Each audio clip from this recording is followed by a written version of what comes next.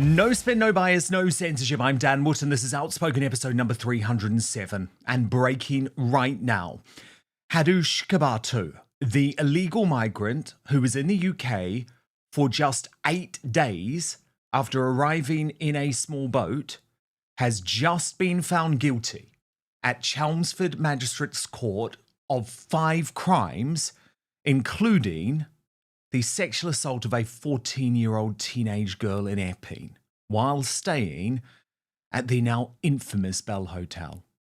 So a schoolgirl's life potentially destroyed. She had to go to court and be put through the most revolting cross-examination by that monster's legal team, questioning whether she was making the whole thing up. A community devastated, and a case that made Essex ground zero of the migrant hotel uprising is now proven to be true. The most shocking thing is that we're now going to have to pay for this animal to go to prison. So we're going to be discussing the repercussions of this case shortly. But also breaking today, after Angela Red Rayner is exposed as a tax-evading champagne socialist hypocrite fraud, the left in this country decide to patronise the working classes and women by turning this fraud into an issue of identity politics and misogyny.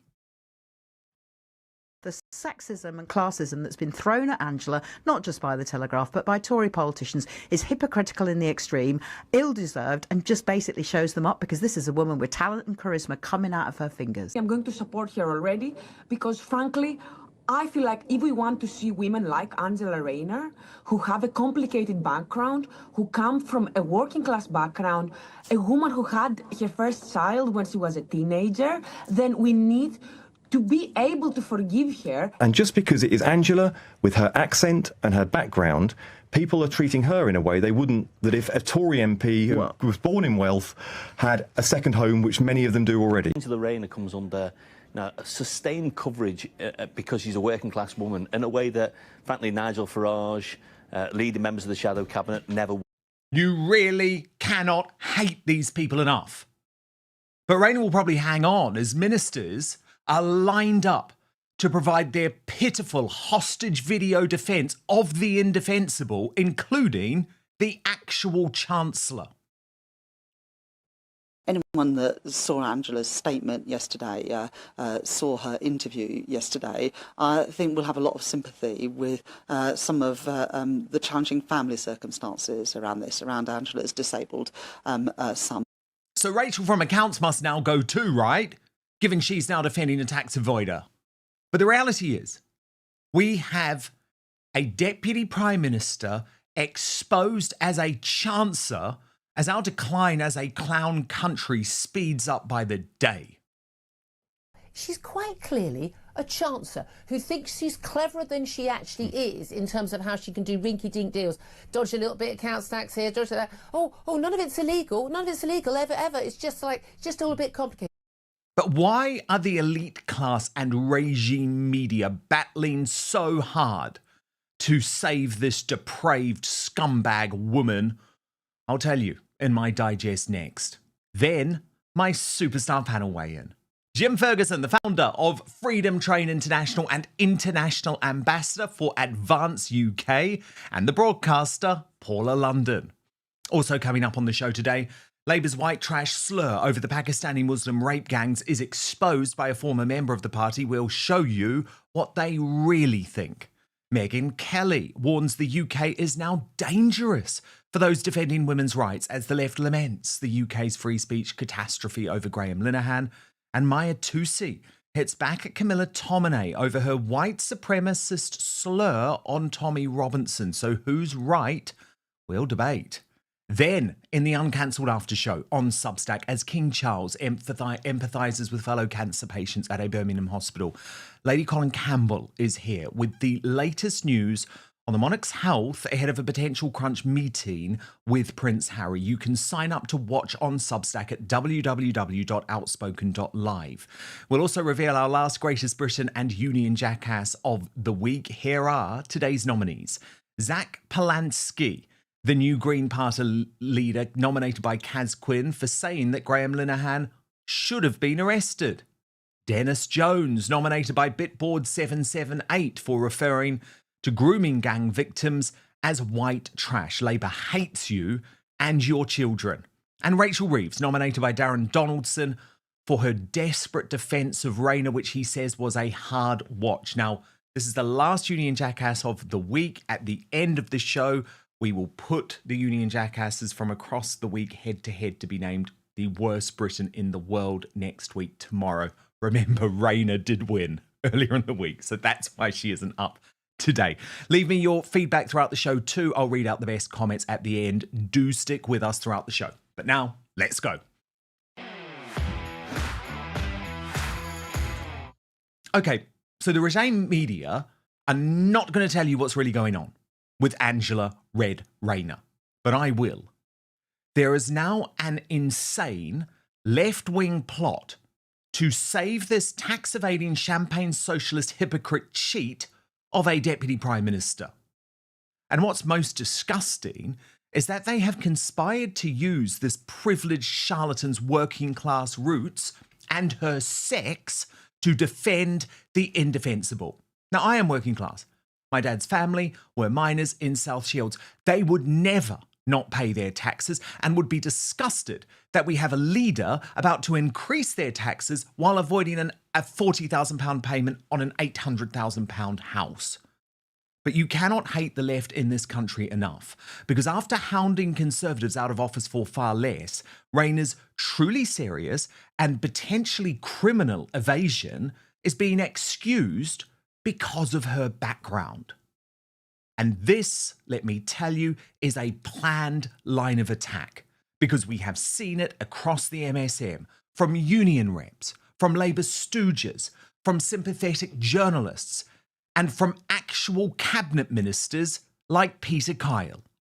Angela being treated very differently to lots of other people. Whatever walk of life you're in, public life or not, you should be free to live and spend your spare time wherever you please. And it is right that somebody from Angela's background should be as aspirational as anyone else about having somewhere that she spends on a Sunday or in her spare time or in the school holidays so she can spend time with her kids as anyone else. And just because it is Angela, with her accent and her background, people are treating her in a way they wouldn't, that if a Tory MP who was born in wealth had a second home, which many of them do already. Lots and lots of people have complicated private lives. You know, the messiness of daily life is taken for granted, but that doesn't mean that you get a free pass not to pay the tax you owe.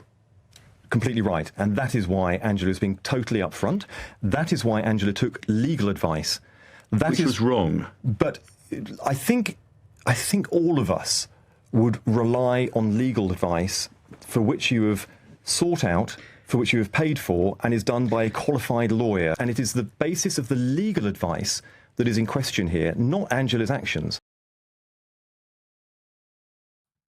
Shame on him. Because as Jack Elson pointed out, Peter Kyle among those tonight saying Angela Rayner has been treated very differently due to her accent and background, and that a Tory MP was born in wealth would not be getting such scrutiny. Tell that to Boris Johnson, Nadeem Zahawi, Owen Paterson, and all the Tories who were rightly scrutinised during the previous government. But he wasn't the only part of this circus, because our actual Chancellor, Rachel from Accounts, is now defending tax evaders in a pitiful hostage video. I have full confidence in Angela Rayner. She's a good friend and a colleague. She has accepted the right stamp duty wasn't paid. That was an error. That was a mistake. She is working hard now to rectify that, in contact with HMRC to make sure that the correct tax is paid. Anyone that saw Angela's statement yesterday, saw her interview yesterday, I think we'll have a lot of sympathy with some of the challenging family circumstances around this, around Angela's disabled son. But of course, it is right that people pay their right amount of tax, and it's important that people in public life lead by example. And that's why Angela has referred herself to the independent advisor on ethics, and it's why she's working with HMRC to make sure that she has paid all the proper taxes. This is disgusting, given the tax hell that woman is about to unleash on all of us. And I'm sorry, she must go now too. How on earth can she literally stand there in front of the camera like a robot, defend tax evaders and avoiders? But the thing is, the script came from on high. It was very obvious that she didn't want to say that, did she? And we saw the same script from Rayner's trade union allies. Clearly, she's made a mistake and she referred herself to the Standards Commission. But I think the Prime Minister was very clear today that he's standing by the Deputy Prime Minister. People do make mistakes, and it's important when they do make mistakes that they hold their hands up and we move on. But I would also say this. I mean, I think Angela Rayner comes under sustained coverage because she's a working class woman in a way that, frankly, Nigel Farage, leading members of the shadow cabinet, never would. I think there's a real heavy dose of misogyny when it comes to Angela. But as far as I'm concerned, the Prime Minister's got faith in her, and I think the country's got faith in her as well. We saw it from her former senior Labour front bench colleagues. Is carelessness ever a cause for resignation, or are you free from resignation? Is it a get-out-of-jail-free card to say, I was a little bit careless, but I wasn't, willful? Well, I think even a jokey mention of jail just doesn't work, really, because she isn't going to jail. This isn't a criminal offence. She's made a mistake, which she has apologised for. She is going to correct it. She said she's going to pay it. I don't know what the quality of advice was that her solicitor gave her, but most of us, when we buy a house, we get a conveyancing lawyer, we ask them what we owe, they tell us, we pay it. That's what happens. Okay. And anyway, look, we'll see that sounds like what she's done. And she's supremely talented politician. In my view, the sexism and classism that's been thrown at Angela, not just by the Telegraph, but by Tory politicians, is hypocritical in the extreme, ill-deserved, and just basically shows them up because this is a woman with talent and charisma coming out of her fingers. But as Kirsty Allsop raged, this is fucking bollocks. It is not sexism or classism. It's people not liking being told to pay a tax which those imposing the tax find ways to avoid. But again, we saw the same script being pulled in debates on GB News full of lefties. And male the same, and the son I expect the same. It makes me so cross because it's not just misogyny, but it's also class. Me? No, I'm not going to wait and see. I'm going to support her already because, frankly, I feel like if we want to see women like Angela Rayner, who have a complicated background, who come from a working class background, a woman who had her first child when she was a teenager, then we need to be able to forgive her as readily as we forgive men who come from backgrounds where they have access to multiple millions of pounds of resources and support and all of the rest. And people keep on saying, oh, what does it matter if the amount we're talking about is multiple millions of pounds or if it's 40,000 pounds? Well, the average person understands the massive difference that it makes, the very different environment in which a woman like Angela Rayner has to fight to survive and to have a stable family life. So you forgive her. So you forgive her. Hang on, let's just get this right. So you forgive her because she's from a very working class background, and I acknowledge her backstory is awesome. It's very impressive. But you wouldn't forgive her if she came from a middle class background if she'd blundered. I forgive her because see, this is not fraud. This is an oversight, right? And this is not a woman who is from an upper middle class background. Oh, for God's sake! Millions of pounds in the bank. Oh, for God's sake! She's got advisors at her disposal. She's the Deputy Prime Minister and Housing Secretary. Her background's got nothing to do with it. It absolutely has something to do with it. Paul. I'm sorry, enough of that. Just listening to that woman's voice raises my blood pressure. Then on LBC, you got the same script from champagne socialists like Dragon's Den star Deborah Meaden, the woman who had no problem calling for Boris Johnson to resign time and again for far less. Do you think she can keep her job?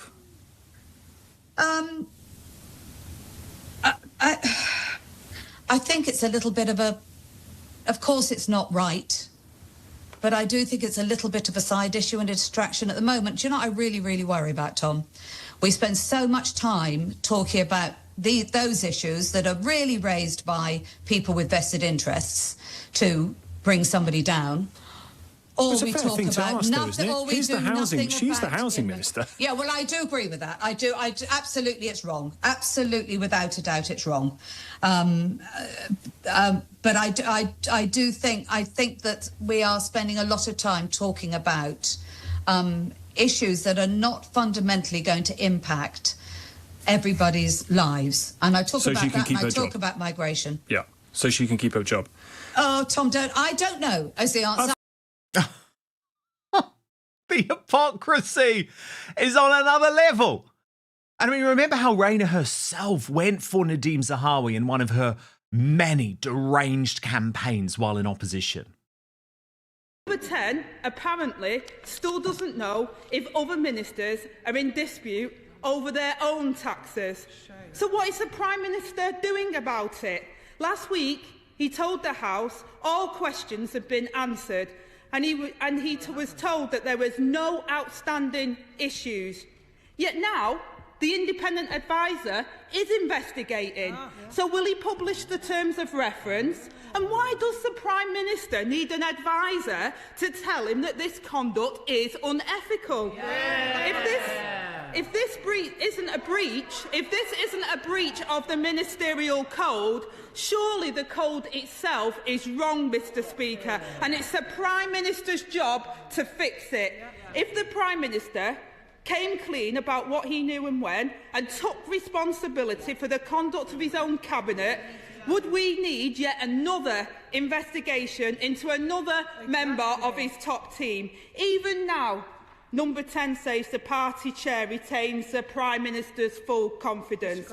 How can the Prime Minister claim to deliver the integrity, professionalism and accountability that he promised, while his Conservative Party chair still sits in his cabinet? Every word could now be used against her. And as Nadeem Zahawi said on X, in what I thought was the post of the day, do you think about my children, Angela Rayner? Breaks my heart seeing anybody distressed about their children, but the hypocrisy really does hurt. And I mean, all of Rayner's old campaigns, which were so over the top, make her current position untenable.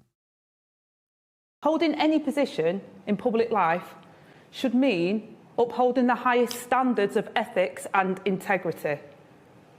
But the cronyism, sleaze and scandal we've seen over the past decade has undermined trust in politics and public life at home and abroad. Misconduct and sleaze has a direct impact on a government's ability to deliver for the public. Transparent and accountable government is key to delivery. Cleaning up politics is about ensuring government actually delivers for the people. Okay, only one person got this right in the regime media today. It was Julia Hartley-Brewer, who destroyed the idea that Rayner was in any way a victim of classism or sexism. The thing is, people say, oh, they got a problem with Angie because she's working class, they don't want her in power. As much as I disagree with her on virtually every single issue, as a person, as a woman, I like her. I've had two quite long sort of, sessions chatting with her, okay, alcohol was involved. She's good fun. You'd like her. I like another gobby woman. She's good fun. Honestly, but she's quite clearly a Chancellor who thinks she's cleverer than she actually is in terms of how she can do rinky-dink deals. Dodge a little bit of council tax here, dodge that. Oh, none of it's illegal. None of it's illegal, ever. It's just all a bit complicated. No one else I know has complicated tax affairs like that. But we are currently in a parallel universe, where the Prime Minister was genuinely more angry today about this graffiti outside Rayner's house than the fact his deputy is a tax-avoiding champagne socialist hypocrite cheat. That's because we have a clown government. Indeed, when asked in a relatively softball British-bashing corporation interview if he would sack Rayner if it was confirmed she has indeed broken the rules, he wouldn't respond. Angela Rayner has broken the ministerial code. Will you sack her? Well, Angela Rayner has referred herself to the independent advisor. My experience is he will be comprehensive in the report that he gives me. And He'll direct be quick. often, He will yeah. be quick. And that's what I'm expecting. And so I want to let that process take its course. I did strengthen that process, so she's Sure, but there's done a the right thing, principle though here, referred though, to isn't the there? independent advisor, and now he will do his work and report back to me. Sure, but there's a principle here, whether or not in that instance you would have a minister in your government who had broken the ministerial code. Were that to be the conclusion? Well, as I say, the right thing is to refer herself to the independent advisor. He has a reputation for being comprehensive and being quick, and that's what I'm expecting in this Next day case. or so? Well, I can't say, but I think he will be quick. I mean, that's usually how he operates, and I think that would be a good thing in this particular case. Obviously, I will look very carefully, as you'd expect, to whatever report he puts in front of me. Would you not just explicitly say if a minister has broken the ministerial code, they'll be sacked? Well, and you're not saying that. What I'm saying is there's a clear procedure. I strengthened that procedure. It is now taking place. I am expecting a result pretty quickly. I do want it to be comprehensive, as you'd expect. Yeah. And then, of course, I will act on whatever the report is that's put in front of me. Well, I'm sorry. Why the hell was the BBC not asking him about the revelations from the Daily Telegraph today, which were actually more sick-inducing? As Chris Rose reported, Angela Rayner used £160,000 from a trust set up to care for her disabled son to buy the £800,000 seafront flat at the centre of a sleaze inquiry. It's over for her. Her crocodile tears won't work. You're a disgrace. Resign. Samantha Smith added, Rayner called right-wing MPs scum. But I don't think I've ever heard of anything scummier than financially abusing your disabled son. Indeed, as my friend Alison Pearson pointed out, Rayner's new sob story about her family makes absolutely no sense, given that in 2020, she paid tribute to the wonderful NHS for her miracle baby, forgetting to mention that in the same year, there was a legal settlement with the NHS for alleged negligent care of the baby, and she received hundreds of thousands of pounds of taxpayers' money. So let me be clear. Rayner is the one playing disgraceful politics with her family's private business, not us. And of course, this whole farce was started yesterday by Beth Rigby of Sly News, interviewing her old pal, Angie. Was there a moment as a mum, not as Angie Rayner, the Deputy Prime Minister, where you thought, I'd rather just quit this than have to actually explain about my son who I'm trying to protect? Did you think about just packing it in rather than having to do this now? I spoke to... Oh, and Beth's now trying to say, oh, no, I'm not friends with Angie. Could have fooled me. Watch. I'm back and I'm powering up the battle bus. Have you got your own battle bus? I have got a battle bus. Has it got your name on the side? You'll have to wait and see. I'll let you on it. Okay, so you've got your own battle bus, an Angie Rayner battle bus is about to be unleashed. An Angie Rayner battle bus. Yes. Wow. You're going to love it. I'm coming on it. It's got a fridge. Absolutely sick-inducing. Now Beth's fellow Sly News COVID party gal, Kay Burley, has got in on the act, slamming Priti Patel for calling Angie rotten Rayner. She posted on X, whatever your view on the Angela Rayner story, I cannot accept that another high-ranking female politician who has herself fallen victim to the odd challenge would feel it appropriate to use the hashtag rotten Rayner. Totally unacceptable behaviour. But as I reminded Kay, I'd love to see your condemnation of Angie Rayner for calling all Tories scum. Oh, that's right, Kay, it doesn't exist. Indeed, the conduct of Sly News is now under the microscope, with Andy Wigmore writing, shame on you, Beth Rigby. That was like a love-in with your best mate, not an interview. If that had been anyone else, you would have been screaming like a banshee for them to resign. And Aaron Banks added, More like Sky did a softball interview to break the fall, politics is a dirty business. Peter Lloyd responded to Rigby's very obvious sympathy by writing, Beth, you repeatedly asked Boris Johnson about his kids as you hounded him out of office. And he also questioned why our female politicians are celebrated for turning on the tears, adding, emotionally incontinent women have ruined UK politics, turning Westminster into a reality show for the mediocre and menopausal. No male leader would ever be so unprofessional, not even the loathsome Blair. And I have to say, not all females buy into the sympathy for Rayner argument, with Sophie Corcoran arguing, I don't have any sympathy for Angela Rayner. She is always the first one calling for MPs to resign or calling people scum. She can't play victim now, and nor should we be expected to view her as one. Or Sarah Vine, who said if Angela Rayner had showed just an iota of sympathy for farmers or pensioners or any of the other people Labour have shafted, one might feel sorry for her. But she was always so scathing of Tory scum. People in glass second houses shouldn't throw stones. And Katie Hopkins summed it up in her own unique style, writing, the ginger growler has got to go. Turns up looking like shit Elton John and can't even play the bastard piano. The only thing she plays is the bastard system. Also going viral today, Jeremy Clarkson, who writes, I'm puzzled. Labourites tell us that Angela Rayner was only trying to look after her child, which they quite rightly say is understandable. But when a farmer tries to look after his children, they say he's a tax dodger. Sometimes our government feels like such a clown world you have to laugh, as Dapper Laughs did, while poking fun at Starmer deciding to defend the indefensible. Angela Rayner was advised by cheap lawyers. I've given her the phone number to the very same lawyers that we used to fight the will of the people in Epping. She will never lose again. In fact, she will go on to avoid tax in different areas. I believe Angela Rayner could not have done any more to avoid getting caught. She done everything she could.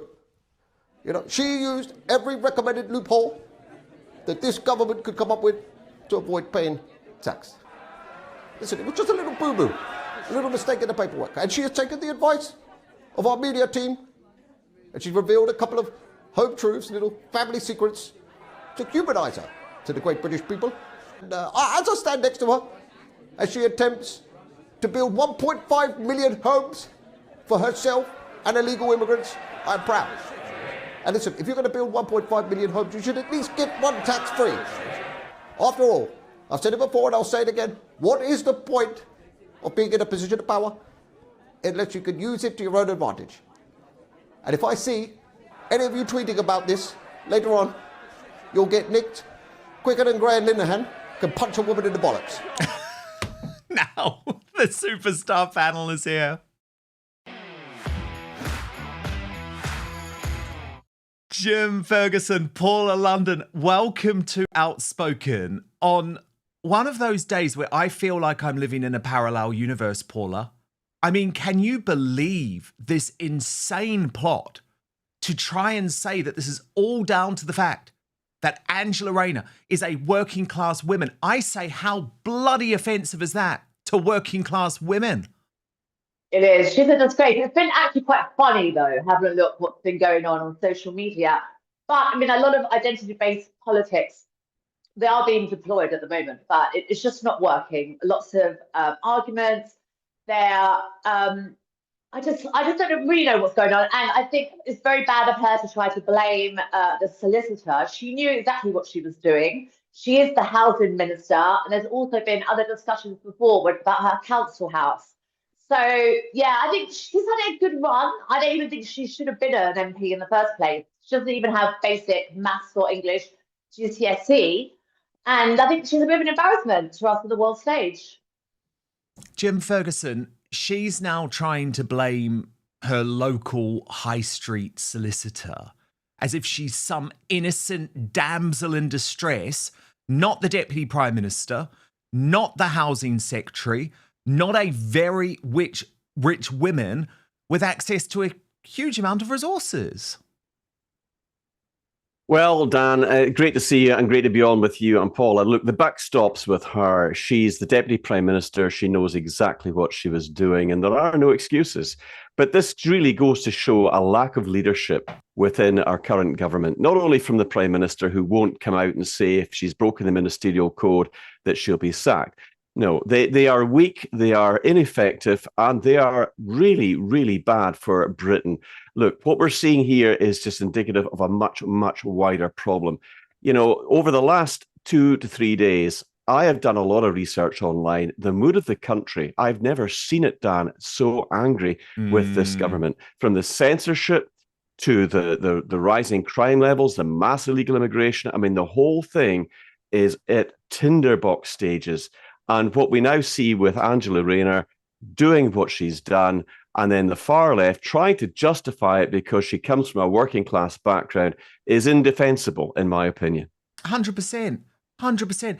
And then, Jim, today, Starmer genuinely more furious about this graffiti. A little bit of graffiti on Rayner's property. Now, of course, that is not a good thing, but where is the anger regarding the fact that his Deputy Prime Minister has made a laughingstock of his government by avoiding £40,000 in stamp duty when they're probably about to put up stamp duty on the rest of us? Well, there's one law for them and there's one law for the rest of us. And if we do anything, whether we put a social media post up that they don't like or it causes offence to certain groups, they'll come in with their stormtroopers, kicking the doors in, putting you in handcuffs and putting you in prison. Preachers aren't allowed to preach in the street any longer. It's just bizarre. And our friends in America are watching all this unfolding. They cannot believe that Britain is falling into this kind of disrespect. And we deserve so much better in terms of leadership. Our friends across the European continent are seeing this as well. They're aghast. They cannot believe this crisis of leadership in the United Kingdom right now. It's not good enough. She's got to resign. She's got to go. And if she won't resign, Starmer's got to get a backbone and he's got to sack her. Paula, I have to ask you, as the woman here today, what you thought about Peter Lloyd saying, look, these ladies who are making an art of crying and sobbing to try and gain sympathy are actually really doing a disservice to women in politics overall. 100%. Like, I'm a strong woman. It takes a lot for me to cry. But we've got crocodile tears from Angela. We've had tears from Rachel Reeves. And so many men do think that some women shouldn't be in high-powered positions. What they're doing is making men think, actually, we're right. They don't seem strong enough. And what I think is very bad as well, when they cry, they seem to think that that they're going to get away with that. So. Breaking right now. Guilty.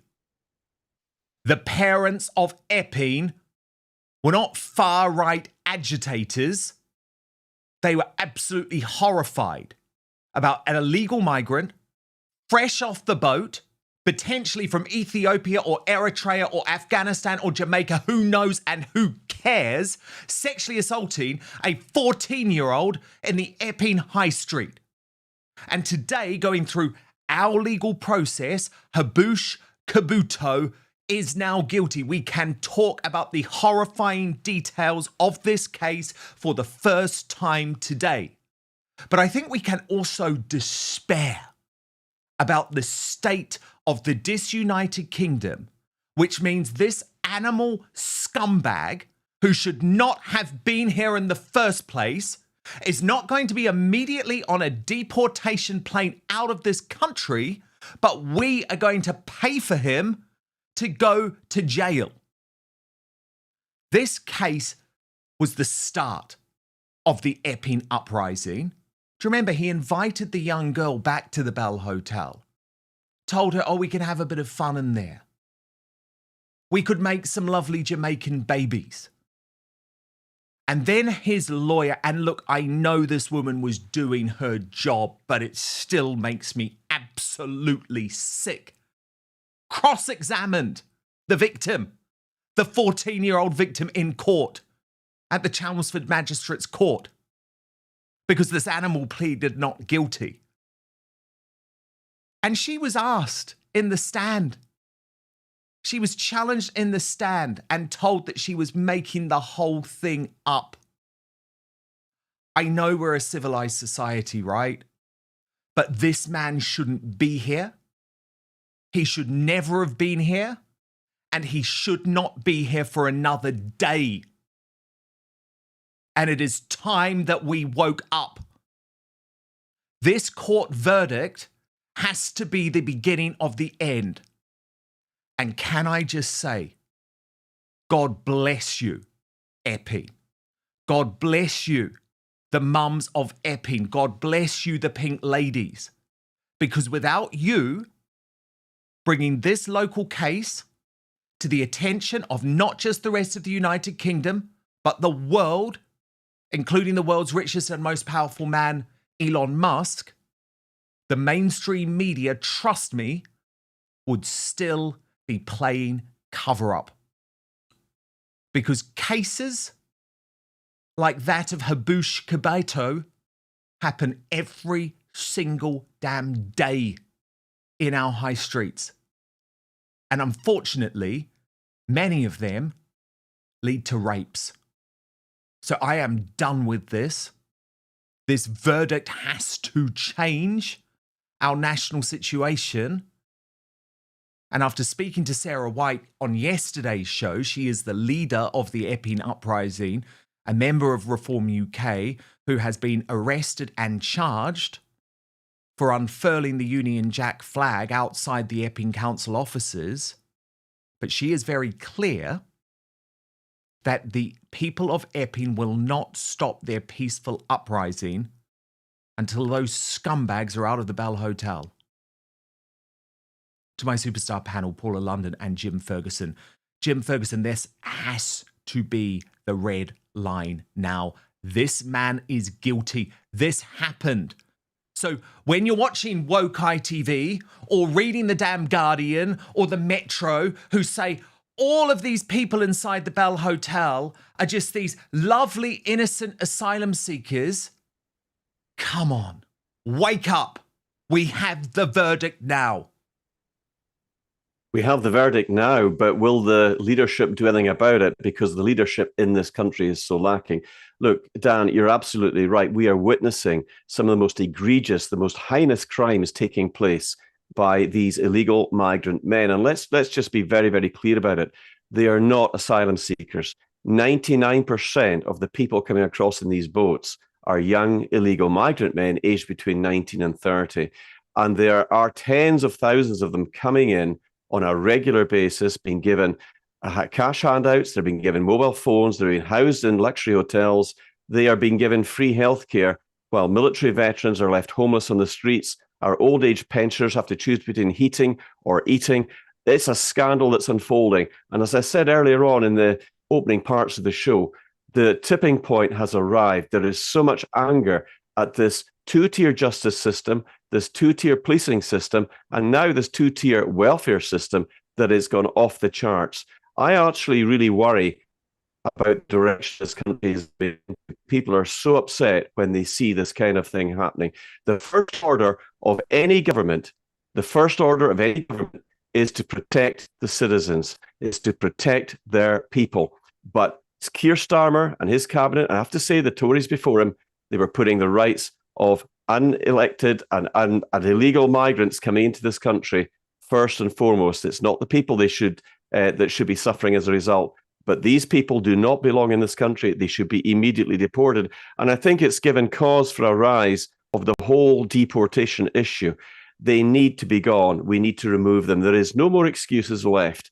Keir Starmer is conducting himself in the most dreadful way, but his whole government are. It's gotten worse under Labour, but it was pretty bad under the Tories as well. They should all be ashamed of themselves. They should be. Paula London, we saw that footage. In fact, let's just look at this footage again, because to me it's so powerful. This is Epping on Sunday, right? This was on Sunday when the police launched this crackdown and arrested Sarah White and arrested one of the other organisers of the Epping Uprising. Because they want us to believe, Paula, and by they, I mean the regime media, I mean the deep state, I mean the Westminster establishment, they want us to believe that these people who we are seeing on this screen right now, these thousands of patriots, are far-right, racist scumbags. They are not. They are worried locals, and surely this verdict has to empower what they're doing. You would hope so, Dan, but I just feel so exasperated by everything. I've been talking about illegal migrants, the danger they pose to women, children for years, and nothing seems to change. It's getting a lot worse. And I just can't for the life of me understand how people on the left can keep on making excuses. They know the facts now.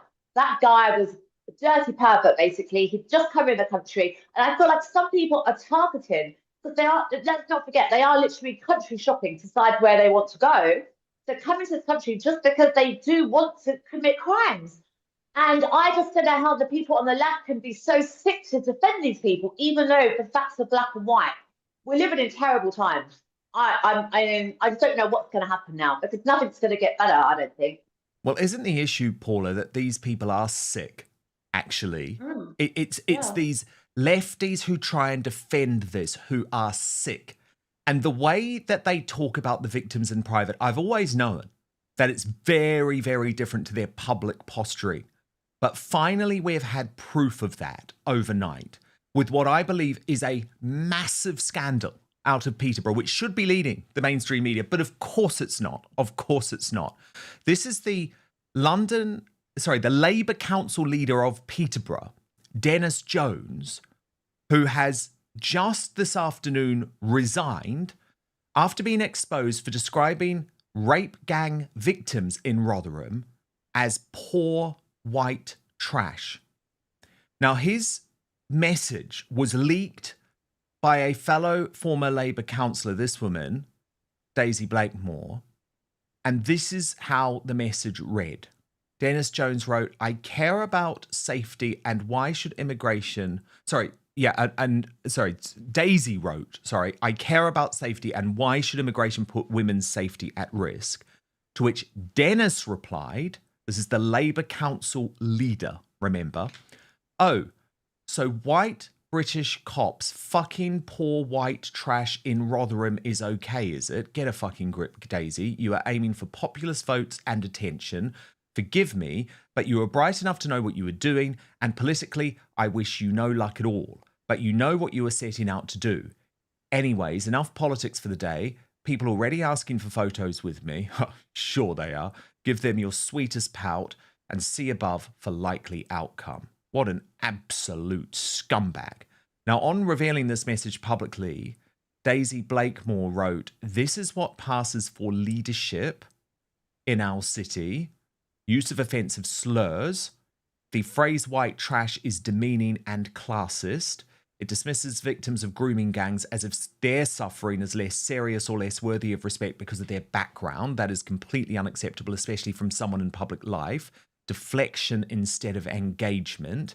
Instead of addressing your concern about immigration and women's safety, he immediately shifted the topic to white British cops in Rotherham. This is a classic deflection tactic. Change the subject rather than engage with the actual subject raised. Hostile and abusive tone. Phrases like get a fucking grip and I wish you no luck at all are aggressive, disrespectful and far below the standard of civil or professional dialogue. Leaders should model respectful debate, not resort to insults. The outrage was immediate. Chris Rose posted this is unbelievably offensive and revolting. Madeline Grant of The Spectator replying, left-wing men can often be the biggest sexists of all, perhaps because they already think of themselves as the good guys, and this is a fantastic example. I mean, Jim Ferguson, it's not often I'm speechless, but a Labour Council leader describing Pakistani Muslim rape gang victims as white trash is surely a new low for the country's governing party. Absolutely. Look, I think that we're witnessing something unprecedented here. That the mask is slipping off these Labour leaders and off the Labour government in particular. What they're doing is they are dividing and alienating so many of their own people, so many of their own members, that I don't see how this government can last much longer. And I think there's a lot of people calling for an early election, and maybe that has to happen. Whether they do that, though, or they cling on to power, milking the system, just like Angela Rayner or all these others that are involved in this, I don't know. But certainly the country's had enough. And I go back to an earlier point. I think it's a tinderbox. It's a tinderbox ready to explode. None of us want to see violence. None of us want to see upset. We're all peaceful people. But I think people feel that they are being completely disrespected now, and the leadership of this country, there is no leadership there. They're all covering for each other. They are globalist orientated. They are not putting the interests of British working class people first. They are not putting the interests of any British people first. They are following globalist policies. And what we're witnessing with all of these things that are interconnected with the mass illegal immigration that's taking place, bearing in mind, this is happening in Ireland, it's happening right across the European continent. This is something that cannot be tolerated for any length of time. It's got to be drawn a line under.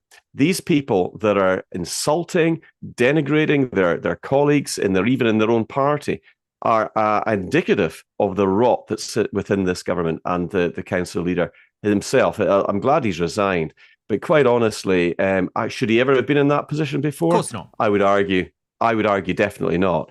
These people are definitely not fit to lead in any capacity, but the country deserves so much better. And that's what I think we need to be looking at next. I think we need to be putting pressure on these people.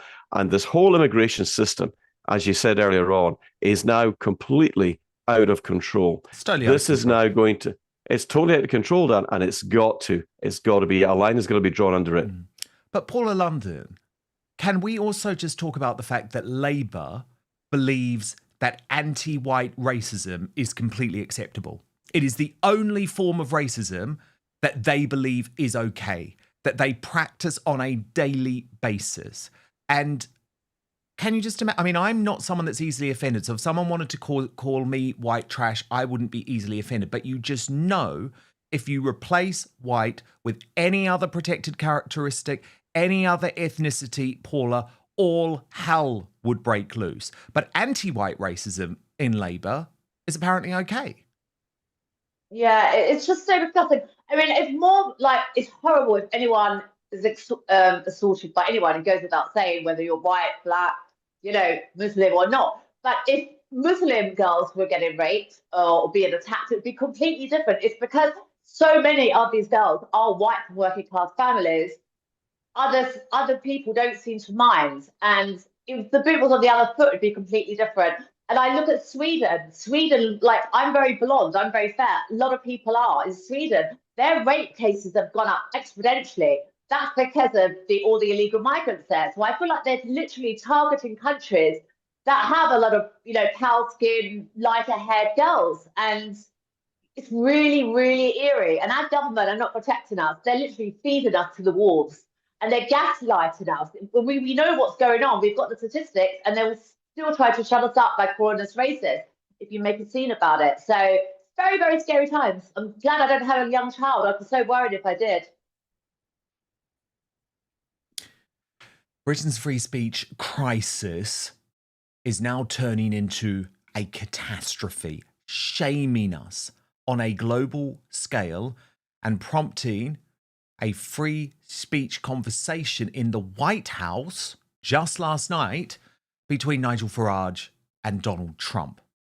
Of course, the latest hell is Father Ted co-creator Graham Linehan, whose deep state campaign against him continued at the Westminster Magistrates Court today as he went on trial for allegedly harassing a trans activist called Sophia Brooks online and damaging his phone. Yes, his phone. I'll probably be arrested now. This prompted Megyn Kelly, the treatment, I guess, of Graham Linehan prompted Megyn Kelly to describe the UK as dangerous. They're dangerous. They're genuinely dangerous. Like, I'm not sure where this goes, how much more radical they can get. They're arresting people who are silently praying outside of abortion clinics. They're really hot on the trans issue. You cannot say anything about trans activism, trans activists, the gender issue. You have to be completely woke and politically correct on it, or you can wind up like Graham. J.K. Rowling has also weighed in today, posting on X the UK, where a comedy writer has met with armed police because he tweeted that if a man refuses to leave a woman-only space, he should get kicked in the balls. An elected politician, Ian Bristow, is free to publicly tell a woman to shut the fuck up with a picture of a gun. And also today, Elon Musk has joined the calls for Mark Rowley, the head of the Metropolitan Police, to quit or be forced out over the Linehan arrest at Heathrow Airport by 5 armed police. Rowling on that scandal, what Sir Mark Rowley calls a toxic culture war, I call a mass campaign of intimidation against women for standing up for their rights, and police turning a blind eye to the men publicly calling for women to be beaten, raped, hanged, and decapitated. But the left are just awful on this, on so many levels. I've got 2 examples for you. I'm going to come to Mateless, the awful Mateless who's back from holiday on the fake news agents, in just one moment. But first, the new Green Party leader, Zach Polanski, who thinks it was totally fine that Graham Linehan was arrested by 5 armed police officers at Heathrow Airport for a tweet. According to Graham Linehan, because the only thing the police have said is that they've acknowledged a man was arrested on suspicion of inciting violence. That's why the police say they turned up. What's your view, Mr. Polanski? These are totally unacceptable tweets, and I accept that people who are in politics, we get lots of abuse. But let's also face, we shouldn't get abuse. And I certainly recognise that women get more abuse than I do. For instance, I get a lot of anti-Semitic abuse. I'm one of a few Jewish leaders that have been in British politics. Today, a Muslim man was elected as my deputy leader, Mohsen Ali. I've seen the amount of Islamophobia he gets. We also know that for all of those groups, trans people have been in the sights of the nastiness and the toxicity for a long time. Now, I accept proportionality of police response is a conversation we need to have. Well, do you think this was proportionate?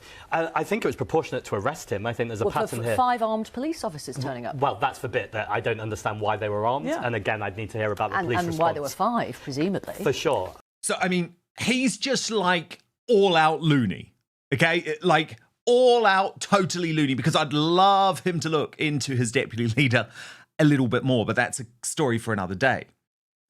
But what I found almost more astonishing were the fake news agents.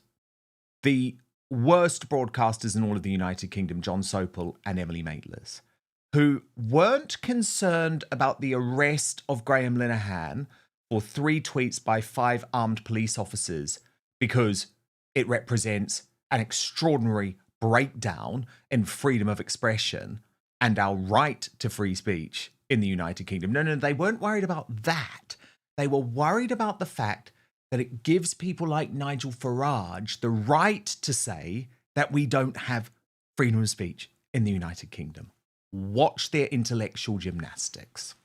So the idea that for one moment, either Trump or Vance have anything to tell us about freedom of expression is absolute bullshit.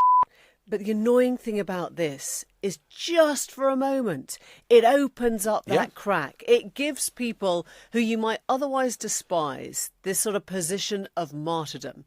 And it just so happens, I mean, the timing could not frankly be worse. You know, not only is it the sort of the reset for Starmer, day 3 of the first week back at term, but it's the day that Nigel Farage, you know, fanfare, goes off to plead the case of how Britain has lost its way over freedom of expression because of the Lucy Connolly case. And he's going to the States, he's going to Congress to make that case. Now, it would have been so easy to knock that down 24 hours ago. And now you're just left in this position where you're thinking, oh my God, that is a massive own goal. To my superstar panel, Paula London and Jim Ferguson. That was extraordinary, right? It's like, and by the way, this Oval Office meeting did happen. Nigel Farage posted a picture of him with Donald Trump overnight, saying it's good to be back in the Oval Office. I am told this was a meeting with lots of other representatives from GB News, but that free speech absolutely did come up in the conversation, which lasted for about 30 minutes. But you've got Emily Maitlis there, Jim Ferguson, not at all concerned about the fact that actually people are being arrested for tweets, but just because, oh no, this was a bit of an annoying timing because it sort of empowers what Nigel Farage is saying.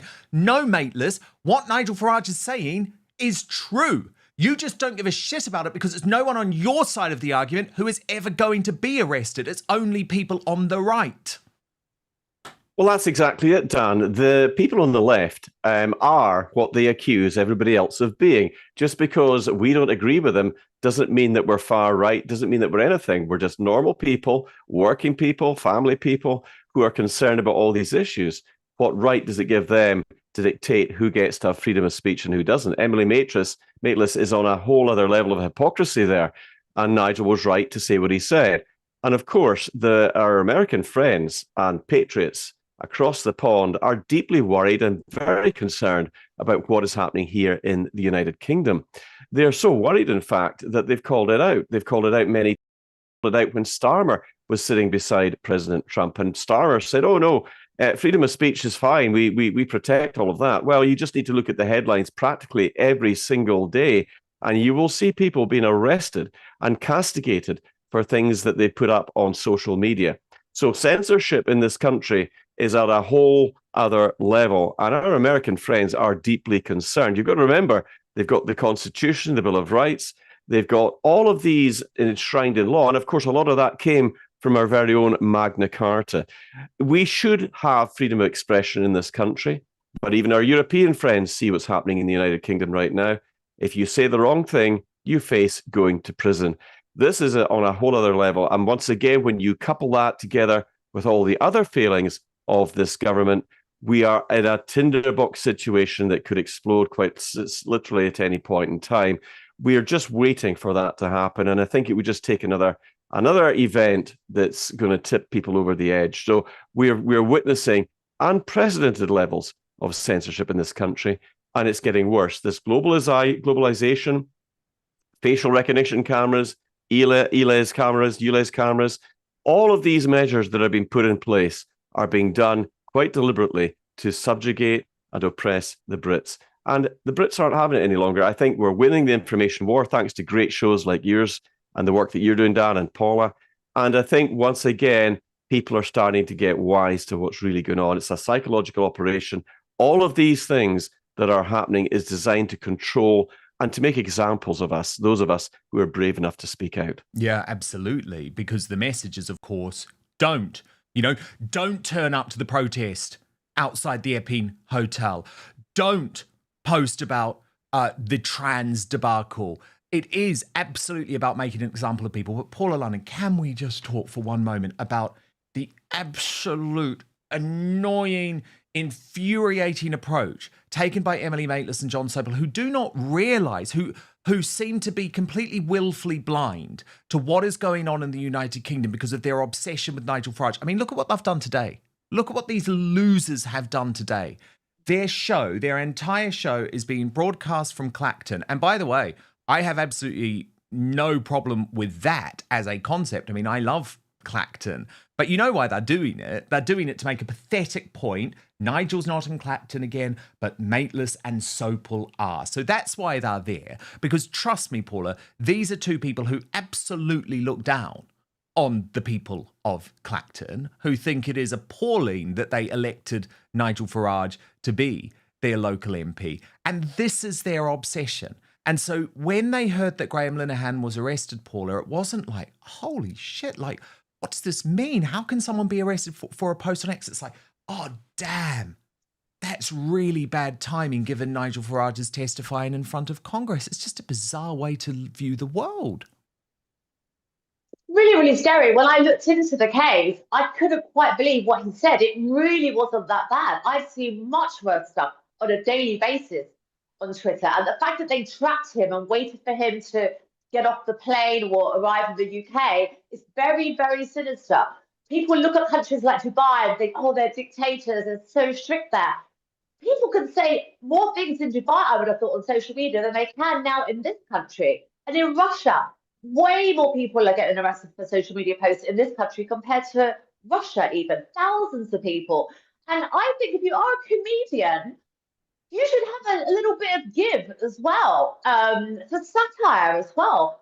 How are comedians going to be able to joke now? Of course. I mean, exactly. When it comes to the American Amendment, for example, right, the First Amendment, there is a very clear standard of what incitement to violence means. And it has to pass that bar, and that was a bar set by the Supreme Court decades ago. Otherwise, you have your right to free speech. By the way, it's not looking good for Red Rayner. A little bit of breaking news, this in the last minute from the Daily Telegraph, which has been on this story from the start. Guido Fawkes posting about this on X. Let me just show you what they've said.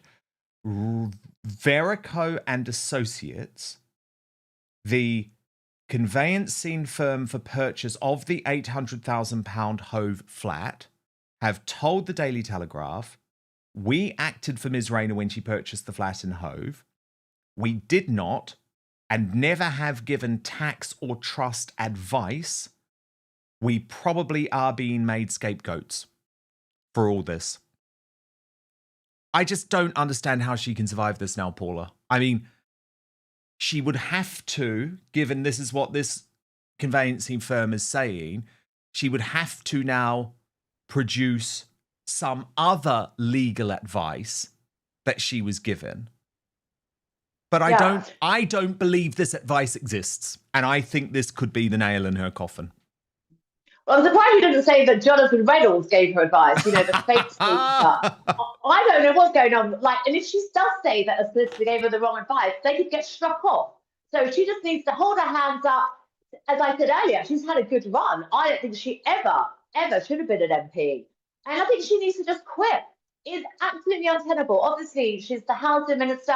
We had the other debacle about the council house as well. We've had all of her tweets. Again, say one wall for some, another wall for another.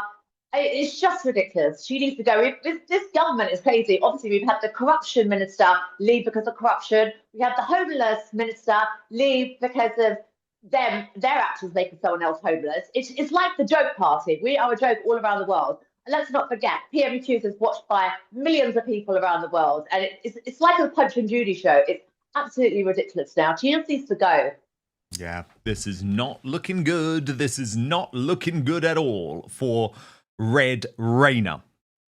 Developing today, Tommy Robinson's allies turning up the heat on his critics in the right-wing regime media following false claims that he's a white supremacist. Tommy himself is, of course, big time on the promotion trail ahead of the Uniting the Kingdom rally on September the 13th. And Middleton, who is running to become the next mayor of London, joining him for this PR stunt in Oxford Street. And I have to say, the addition of a figure like Ant to this rally is a huge boon to Tommy. But he's also using the fact that he has now been officially cleared by the police and what I always believed was a stitch-up about the so-called attack that took place at a London train station, even though Tommy was clearly operating in self-defense and there was clearly an attempt to skew the story to try and get Uniting the Kingdom cancelled. Yesterday he posted on X, it's official, I was innocent. The media lied to you all again.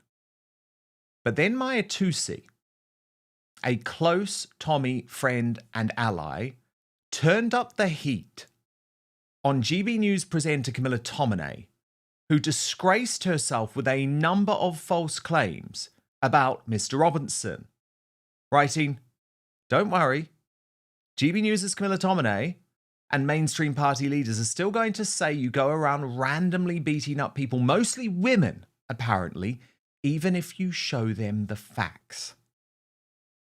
And the reason that Team Tommy are turning so hard on Tominey is that they believe she is a gatekeeper trying to portray Tommy in a completely inexcusable way in the mainstream media to make his position toxic and to make reporting on uniting the kingdom impossible. So remember, she first went on This Morning earlier in the year while he was in prison and unable to defend himself to make the quite clearly libelous claim that he is a white supremacist. Elon Musk doesn't quite seem to understand who Tommy Robinson is and what he represents, which is a misunderstanding that is sometimes seen across the pond, Americans and Canadians thinking that Tommy Robinson is some kind of, misunderstood folklore figure, when in fact he's a convicted criminal and white supremacist who hasn't really done much. In fact, he's currently serving a sentence for contempt of court. Now, Camilla, unfortunately, and I know some of you will like her, but she's proven that she is a total MSM dud who just follows the narrative, follows the script. She's never going to veer off course. She doesn't think for herself, because she then, after receiving a load of criticism for that comment, because by the way, that comment is completely untrue. I mean, Tommy Robinson has an issue with the Islam religion. I mean, he has nothing to do with other ethnicities. And you only have to look at his own personal circle to know that the claim that he is white supremacist is just completely bullshit. It's just totally untrue. And rather than actually realize that she had been misled by the mainstream media over many years, Camilla Tominey tried to double down. And so she made an entire episode of her flop Daily Telegraph podcast, The Daily Tea, to try and prove that Tommy Robinson is indeed a white supremacist. But you'll see that she had to play a whole load of intellectual gymnastics, and again, it completely fell flat on its face. Look at somebody who founded the English Defence League back in the late noughties, somebody who was once a member of the British National Party, somebody whose rhetoric, particularly about Muslims, is pretty toxic. Then we've got into the space now where if you do accuse him of being far right, if you do suggest that he might be a racist and a white supremacist, all hell breaks loose. But, I mean, is it unfair and unduly pejorative to use those terms about him? Yeah, white supremacist doesn't make sense because he's a multiculturalist. He's like an old civic nationalist. He basically doesn't care what colour someone is. He just wants their ideas to be good. That's but he wants the British indigenous public to reign supreme. He doesn't want what he describes as an Islamification of Great Britain to take place. And therefore that's a degree of supremacy of, I would say, kind of like, I don't know, Judo-Christianity over Islam. Well, yeah, if he thinks that's better, then I don't know if that's necessarily like a supremacy. I mean, you could say that there are people that think Britain should be Islamic. Is that their Islamic supremacy? Yeah, maybe. I mean, yeah, no, maybe it is.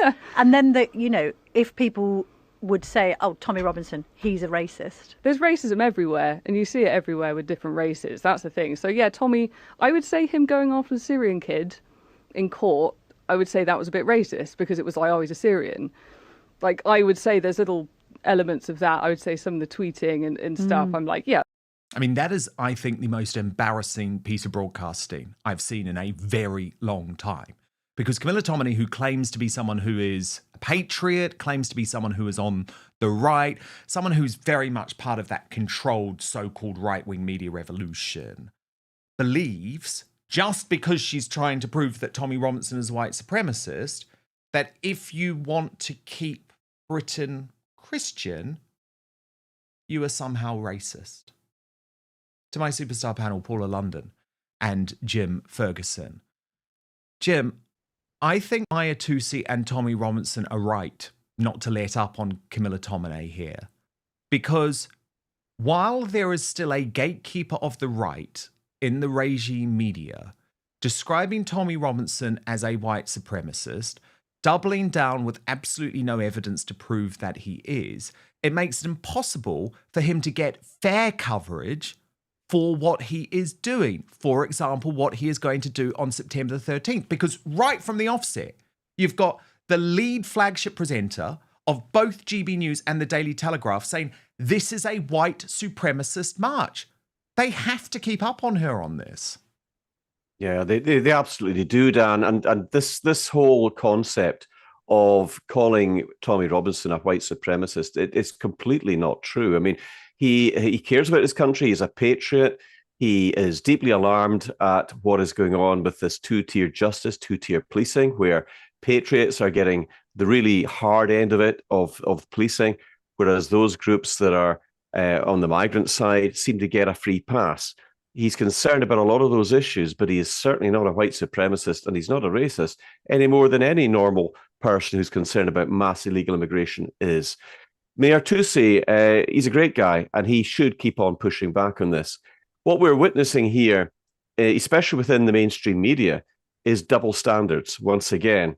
And I would also mention that GB News, who I've got great respect for a lot of the presenters on GB News. You're a former presenter. I think that's when I started following you, Dan. Yes. But they're not letting Ben Habib on GB News any longer. Ben Habib has been banned. Rupert Lowe has been banned. There is a whole long list of people who sort of are not within what they view as the Overton window. Katie Hopkins, Tommy Robinson, for example. Now, I would always be pushing that when I was at GB News, but we know GB News has changed a lot, in part since my exit because of what happened with Lawrence Fox and Father Calvin Robinson. And Paula London, actually, I have a lot of respect for you on that front, because even though you are a contributor to GB News, you have been very unrepentant online, and you have made the point that even if it costs you your role and your airtime on GB News, you will speak the truth when it comes to issues in regards to Tommy Robinson, and I respect that. Oh, thank you very much. At this point in 2025, we need to put our heads above the parapet. And too many people on the left are going on TV shows just because they want to be on TV or earn a few quid, to literally try to convince people that something is not true when they can see it. It's absolutely ridiculous. And Camilla, I was so disappointed in her, because I remember her moaning about someone accosting her at Wimbledon, only verbally, and she was furious about it. How about Tommy, saying that he's a white supremacist when he isn't? That could lead to him being physically attacked, or his family members. And she wouldn't dare say that about Douglas Murray or someone that was upper class. And she should have apologized, because I remember another contributor on GB News said something untrue about Tommy. He called him racist, and I actually spoke to the guy about it. So I said, you need to educate yourself and read his book, like I have, and then you would know more about him. At least he was man enough to apologise. I don't know why Camilla feels that she can say what she likes without anything happening to her. She needs to apologise. She's not perfect. None of us are. No, indeed. And the thing is, Jim Ferguson, is that I actually think, and personally I have no problem with this, because I've been very clear about why I don't believe people can trust GB News, and I think people should probably listen to me on that, given I know the players involved, I know the billionaires involved. But this is going to become a huge issue for GB News over the coming weeks, because what is going to happen on September the 13th is massive. There are potentially going to be 1 million people. I mean, Elon Musk reckons there's going to be more, but, there are going to be hundreds of thousands of patriots in central London at one of the biggest political events this country has seen. And right from the off, a media organisation like GB News will simply not cover it fairly, because their lead presenters are saying the guy's a white supremacist. Now, I know there are other people at GB News who don't believe that, Michelle Dewberry, for example, but she needs to have the balls to actually speak up much more positively, more regularly. Yes, absolutely. And of course, there is another element to this, it's like the elephant in the room. Tommy Robinson has joined Advance UK. He's not part of the reform mob. So those that are loyal to Nigel Farage, and let's not forget when Nigel came out of the Brexit party, he went straight to GB News, signed contracts, and became part of the setup there. Yeah. That's fine. That's fine. But you've got to be fair about it. GB News has been seen as the honest broker of the news up until quite recently. But when they prevent our party leader, Ben Habib, from Advance UK going on, that's a whole other matter, because that's not been objective. That's not been fair. Well, yes, I have and huge that respect. is something that has changed, by the way. Sorry to interrupt, Jim, but that is something that has significantly changed since I was at GB News. And I would not have had it because, as you know, with me, I'm very honest about who I've voted for, but I am not a party propagandist for anyone. I've never been a member of a political party. I am a huge believer in being independent.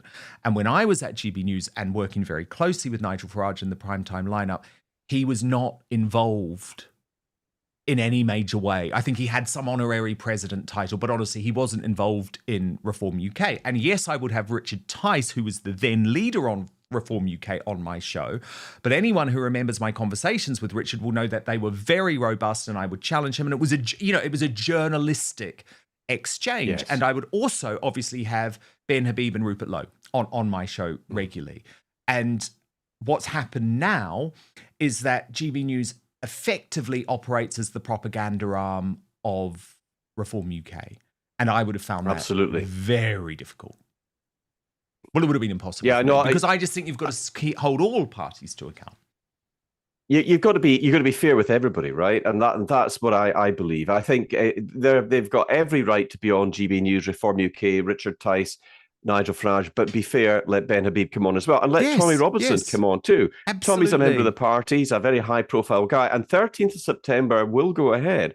I've got a lot of American friends coming across, and I will be attending that event as well. So there's a lot to look forward to. But certainly fairness in the press is absolutely essential, and you're right to call it out, Dan. Yes, and I mean, come on. It's like it is not just open season on one man, Paula London. Like, I don't think Camilla Tominey would call anyone else a white supremacist or anyone else a racist in those terms, but she just had absolutely no fear of doing so to Tommy Robinson. It also showed, by the way, that she's very unresearched, very under-researched. This is something that I notice a lot in the mainstream media. It's much easier, Paula, not to do your own research and just to follow a narrative. So, for example, during the COVID pandemic, it would have been so much easier for me. I refused to do so, and it probably was a big part of the reason why I ended up leaving the Sun newspaper where I was executive editor. But it would have been so much easier for me, Paula, to just be like, okay, I'll just follow the narrative, go with what the government's saying. They're giving us millions and millions of pounds in advertising money, but I could never do that. But what you do find, I think, a lot of mainstream media journalists, it's easier not to ask questions. It is easier not to ask questions, but Google is forever, and you are responsible for what you say. I don't want to look back in 10 years' time thinking, oh my God, I was defending like a child abuser or an asylum seeker that committed crimes. So I look back at everything I say and I stand by it. But I think Camilla did something quite amateur, flagging off Tommy like she did and defaming him when I believe around 50% of GB News viewers are Tommy fans. It's rather stupid. Because obviously, you know, less people are going to tune into a channel when they've got one of their main presenters talking down about someone that people look up to. So, yeah, people need to think and look in the mirror and also look at, you know, statistics and, yeah, do a lot more research.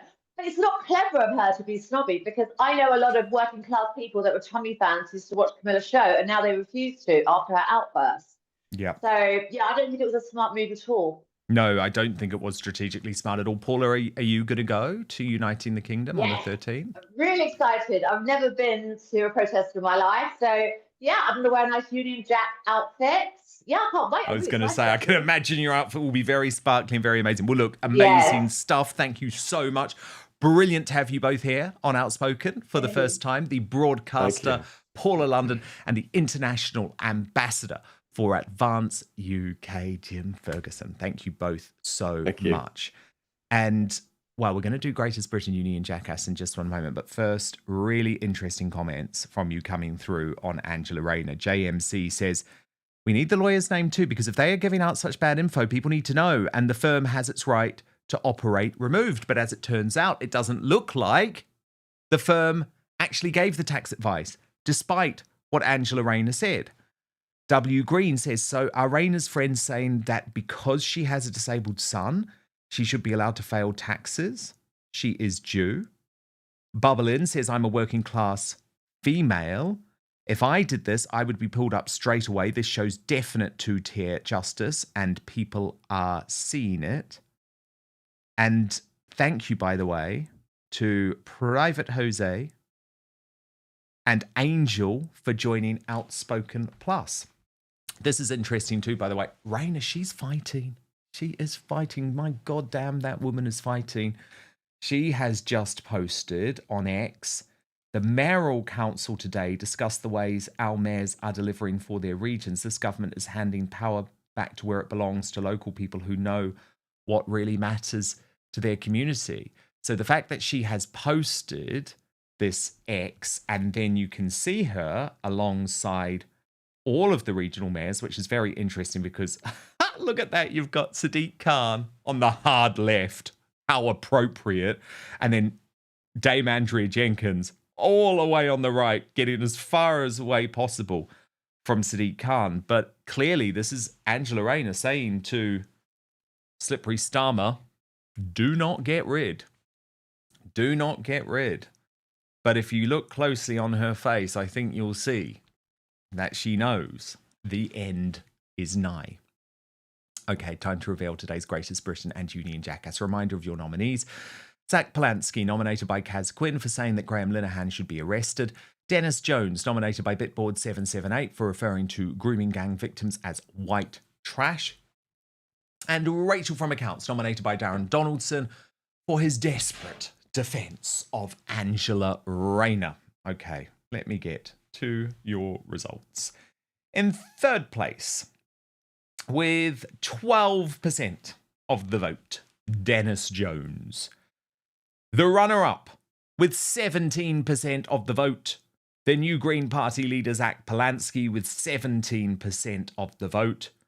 But today's Union Jackass with 69% of your vote after that pitiful hostage video defence of Red Rayner. It is Rachel from Accounts, the failed Chancellor Rachel Reeves. Now, this becomes really interesting because straight after the show, I'm going to open up the votes for the worst Britain in the world this week, which will be revealed on the show tomorrow night. But it is all Labour, all senior people in the party. Because from Monday, it was Angela Rayner for obvious reasons. On Tuesday, Ed Miliband. Yesterday, Keir Starmer. And today, Rachel Reeves. Now, I know your temptation is usually just to go for Slippery Starmer for very obvious reasons. But I would argue, after what Angela Rayner has done, in terms of the credibility of this government and this country this week, surely she has to be a major contender. But I will let you make the decision. And today's Greatest Britain, nominated by TTB back again, it is Graham Linehan, who was set up by the underground trans mafia, turned up at court and ripped the piss out of them because he wore that billboard, didn't he? There's no such thing as a transgender child. Hero, she says. Okay, we're moving over to Substack now for the uncancelled after show with Lady Colin Campbell. Loads of big royal news to discuss. You can sign up at www.outspoken.live. Please, if you're a supporter of Outspoken, I would also love you to sign up to my podcast, our podcast, which is now available on Spotify, Apple Podcasts, wherever you get your podcast. But it's really important, even if you watch on YouTube, that you still sign up and rate and review because it massively helps us in the algorithm. So at this stage, we come off YouTube and Rumble and we move to our own platform to continue the conversation on the Uncancelled After Show, www.outspoken.live. But we will see you tomorrow, 5 p.m. UK time, midday Eastern, 9 a.m. Pacific. Hit subscribe if you're watching on YouTube or Rumble. And most importantly, I promise to keep fighting for you.